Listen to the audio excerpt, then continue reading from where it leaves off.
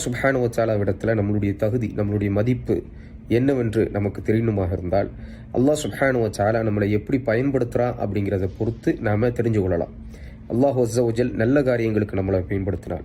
அல்லாஹ் சுப்ஹானஹு வ தஆலா மார்க்கத்தை கற்றுக்கொள்வதற்கு, அமல் செய்வதற்கு, பிறருக்கு அந்த மார்க்கத்தை எடுத்துச் சொல்வதற்கு நம்மை பயன்படுத்தினால், நல்லவனாக வாழ்வதற்கு நம்மை பயன்படுத்தினால், உண்மையை பேசி வாழக்கூடியவனாக நம்மை அல்லாஹ் சுப்ஹானஹு வ தஆலா ஆக்கி அருளினால், நிச்சயமாக நம்மளுடைய தகுதி அல்லாஹ் சுப்ஹானஹு வ தஆலாவிடம் நல்ல தகுதியாக இருக்கின்றது.